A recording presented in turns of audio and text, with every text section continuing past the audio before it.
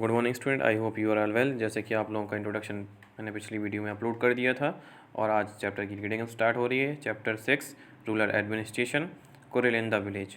Mohan is a farmer, his family owns a small agriculture field which they have been farming for many years. Next to his field, Raghu's land, which is separated from his via small boundaries called Vand. One morning, Mohan noticed that Raghu had shifted a Vand of a few feet. By doing so, he had managed to take over some Mohan's land and increase the size of his own field. Mohan was angry but also little frightened. Raghu's family owned a many field and beside his uncle was also Sarpanch of the village. But even so, he plucked and courage went to Raghu's house. A heated argument followed by Raghu's refuse accept that he moved the one he also called one of the helpers and they began shouting at Mohan and beating him up. The neighbors heard the commotion and rushed to the spot where the Mohan was beating up and they took him away. Mohan एक किसान है, उसके परिवार के पास थोड़ी सी खेतियार ज़मीन है जिस पर वह कई सालों से खेती कर रहा है। उसके खेत से लगा हुआ ही रघु का खेत है। दोनों खेत एक छोटी सी मेड़ से अलग होते हैं। एक सुबह मोहन ने देखा कि रघु ने मेड़ को थोड़ा आगे बढ़ा लिया है। ऐसा करके उसने मोहन की कुछ ज़मीन अपने खेत में मिला ली और अपने खेत का आकार बढ़ा लिया। मोहन को बहुत गुस्सा आया, मगर वह थोड़ा डरा हुआ भी था। रघु के परिवार के पास बहुत ज़मीन थी। इसके अलावा उसके ताऊ गांव के सरपंच थे। फिर भी मोहन ने हिम्मत जुटाई और रघु के घर पहुंच गया। दोनों के बीच कहा सुनी हुई। रघु ने तो मानने से इनकार ही कर दिया कि उसने मेड़ को आगे बढ़ाया है। थोड़ी देर में झगड़ा शुरू हो गया। रघु ने अपने एक मजदूर को बुला लिया। दोनों ने मिलकर मोहन पर चिल्ला रहे थे। फिर मोहन को मारना शुरू कर दिया। हो हल्ला सुनकर पड़ोसी बाहर आए। उन्होंने देखा कि मोहन की पिटाई हो रही है। बीच बचाव करके उन्होंने मोहन को बचाया और मोहन के सर और हाथ पर बहुत चोटें आई थीं। He was badly hurt in head and hand. He was given the first aid by one of his neighbors. His friend was also run the village and post office suggests that he go to the local police station and file a report. Others were doubtful. This was a good idea because they felt would waste of lot of money and nothing would have come out of. Some people said Raghu's family would have already contracted the police station.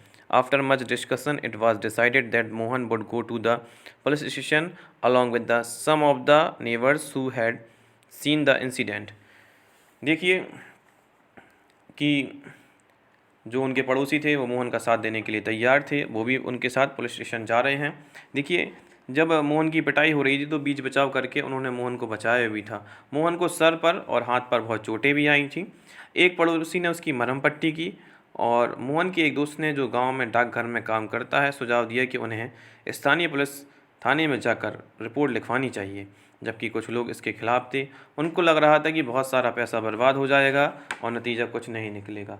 कुछ लोगों ने कहा कि रघु के परिवार वाले तो पहले से ही पुलिस थाने पहुंच चुके होंगे। काफ़ी विचार विमर्श के बाद अंततः यह तय हुआ कि जिन पड़ोसियों की आंखों के सामने यह घटना घटी हुई थी, मोहन उनको लेकर पुलिस थाने जाएगा। Area of the police station. On the way, the police station, one of the neighbors asks, "Why do not we spend some more money and go to the main police station in the town?" It was a question of money. We can register the case only in this police station because our village comes its area of work, explained Mohan. Every police station has an area that comes under its control. All the persons in that area can be report case of inform the police about any theft, accident, injury, fight, etc. It is the responsibility of the police of that station inquire and investigate to take action the cases with the area. देखिए, police थाने का के जो क्षेत्र हैं वो बटे रहते हैं। हर इलाके की जो पुलिस होती है उनके इलाके पर्टिकुलरली बटे रहते हैं। देखिए, थाने के रास्ते में एक पड़ोसी ने पूछा, क्यों ना हम थोड़ा और पैसा खर्च करके शहर के बड़े थाने चलें। मोहन ने समझाया कि बात पैसे की नहीं है, हम इसी थाने में अपना मामला दर्ज करवा सकते हैं क्योंकि हमारा गांव इसी कार्य क्षेत्र के अंतर्गत आता है। जब सब लोग पुलिस थाने पहुंचे तो देखिए, जब सभी लोग पुलिस थाने पहुंचे तो अब चर्चा हो रही हैं। Mohan was puzzled and did not know what to do. He was not sure why his complaint was not being recorded. He went and called the neighbors into the office. They agreed strongly, and Mohan had been beaten up in the front of them. Had not they recused him, he would have been injured very seriously. They insisted that the case be registered. Finally, the officers agreed. They asked the Mohan write down his complaint and also told the people that he would send a constable to next day investigate the incident. जब सब लोग police थाने पहुंच गए तो मोहन थानेदार के पास गया। उसने पूरा मामला बताया। उसने यह भी बताया कि भाई अपनी शिकायत लिखित रूप में देना चाहता है। थानेदार ने बड़ी बेरुखी से कहा उसके पास छोटी छोटी शिकायतों की और जांच पड़ताल करने का समय नहीं है। मोहन ने अपने घाव भी दिखाए, लेकिन थानेदार पर कोई असर नहीं हुआ। मोहन हैरान था कि उसकी शिकायत आखिर दर्ज क्यों नहीं की जा रही है। मोहन बाहर गया और अपने पड़ोसियों को बुलाकर अंदर लाया। पड़ोसियों ने थानेदार को समझाया कि मोहन को उनकी आंखों के सामने पीटा गया है। अगर वे उसे न बचाते तो उसे बहुत गंभीर चोटें आ सकती हैं। उन्होंने मामला दर्ज करने पर जोर दिया, अन्यथा थानेदार राजी हो गया और उसने मोहन को अपनी शिकायत लिखकर देने को कहा।